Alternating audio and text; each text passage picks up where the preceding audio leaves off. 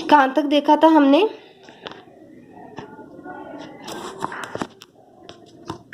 F को क्या बताया था? F11 और ऑन टू है। यदि हम F इनवर्स को होमोमॉर्फिज्म बता देंगे तो F इनवर्स G डैश भी क्या होगा? G के आइसोमॉर्फिक हो जाएगा। हमें यही प्रूव करना है। तो नाउ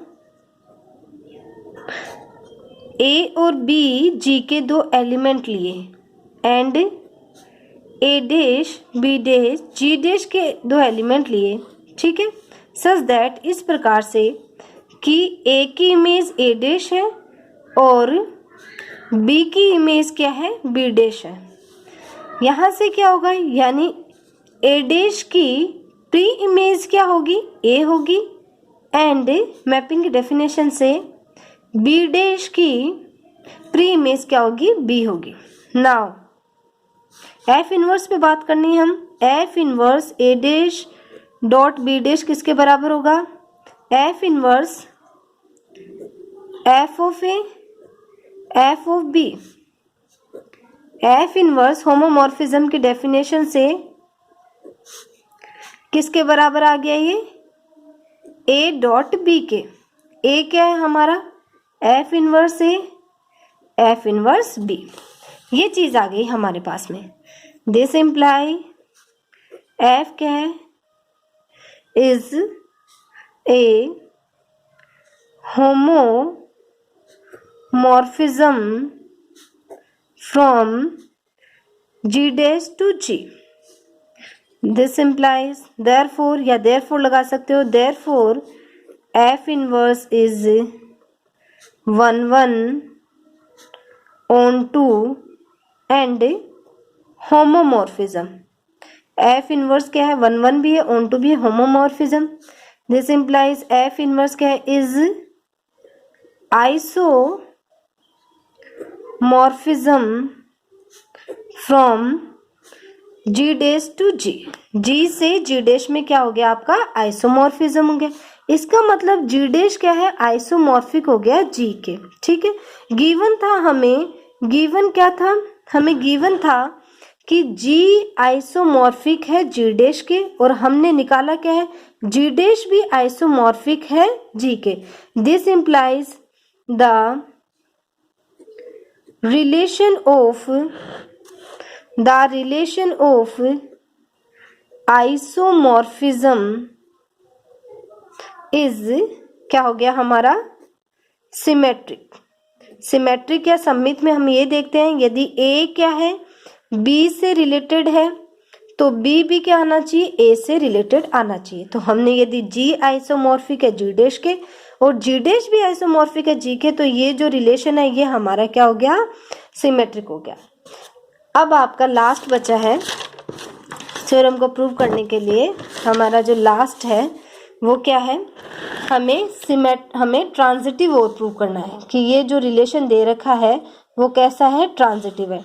ट्रांजिटिव के लिए हम क्या लेंगे? 3 ग्रुप लेंगे। 3 ग्रुप में हमने कौन कौन से ग्रुप लिए? हमने एक G लिया, एक G डैश लिया, ठीक है। हमें क्या प्रूव करना है? ट्रांजिटिव प्रूव करना है। तो थर्ड चीज है, हम आइसोमॉर्फिज्म का जो रिलेशन है उसको ट्रांजिटिव प्रूव करना चाहते हैं। ट्रांजिटिव के लिए हमने माना कि G star G dash dot and G double dash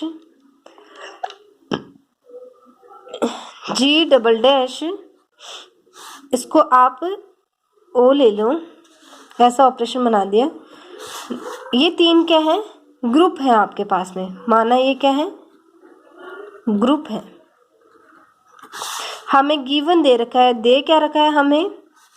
कि G आइसोमॉर्फिक है G डैश के एंड G डैश आइसोमॉर्फिक है G डबल डैश के। प्रूव क्या करना है? ये ट्रांजिटिव कब हो जाएगा ये रिलेशन?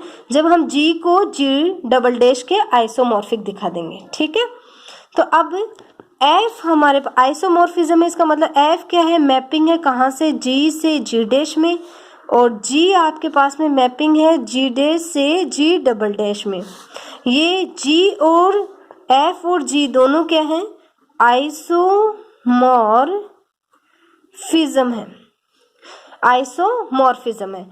अब कोई भी दो मैपिंग दे रखी है आपको एफ और जी जो 1 1 और ऑन 2 है, तो इनका जो कंपोजिशन होता है वो भी क्या होता है 1 1।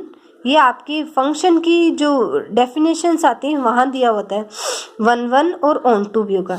यदि कोई दो फंक्शन 1 1 और ऑन 2 है तो उनका कंपोजिशन भी क्या होगा 1 1 ऑन 2 होगा। और ये गॉस फंक्शन डिफाइंड कहाँ से होगा, ये फंक्शन जी से जी डबल डैश में डिफाइंड होगा।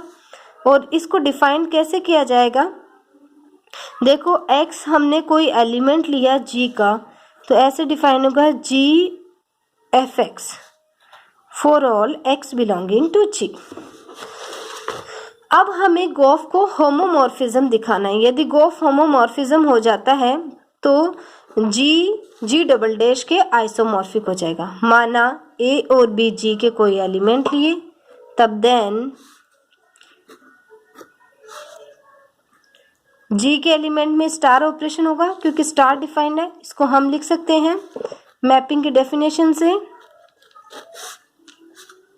एफ मैपिंग है कहाँ से, जी से जी डैश के अंदर, जी डैश में कौन सा है होमोमॉर्फिज्म की डेफिनेशन से। इसको लिखा जा सकता है, आप इसको क्या लिख सकते हैं हम वापस, जी क्या है, ये दोनों एलिमेंट किसके होके आपके जी डैश के, और जी हमारी होमोमॉर्फिज्म है जी डैश से जी डबल डैश में। तो इसको हम लिख सकते हैं वापस होमोमॉर्फिज्म की डेफिनेशन अप्लाई करके।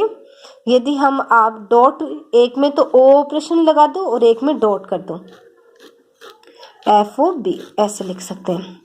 इसको कैसे लिखा जा सकता है, इसको गॉफ ए डॉट बी, तो हम क्या लेके चले थे, ये लिया और ये हमने प्रूव कर दिया। तो ये क्या है गॉफ एलिमेंट लिया हमने जी का और मिले किसके जी डबल डैश के, और मैपिंग कैसी है प्रिजर्व्ड है क्योंकि इन दोनों एलिमेंट्स के बीच में क्या है जी का ऑपरेशन लग रहा है और इन दोनों एलिमेंट्स के बीच में जी डबल डैश का। देयरफॉर आपका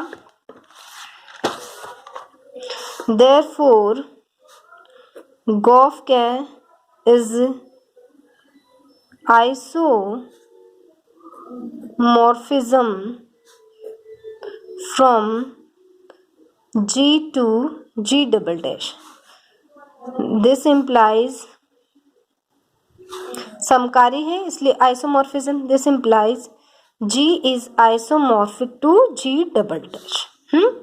हमने क्या किया था, G आइसोमॉर्फिक है G डैश के, जी डैश आइसोमॉर्फिक है जी डबल डैश के, और यहाँ से हमने क्या निकाल लिया जी आइसोमॉर्फिक है जी डबल डैश के।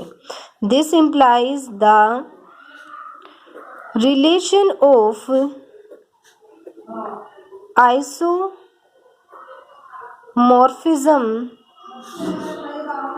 इज ट्रांजिटिव है। तो हमारा आइसोमॉर्फिज्म रिलेशन रिफ्लेक्सिव भी हो गया, सिमेट्रिक भी हो गया, ट्रांजिटिव भी हो गया। Therefore the relation of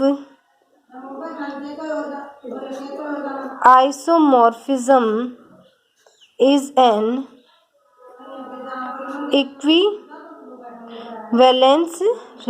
equivalence relation prove हो गया।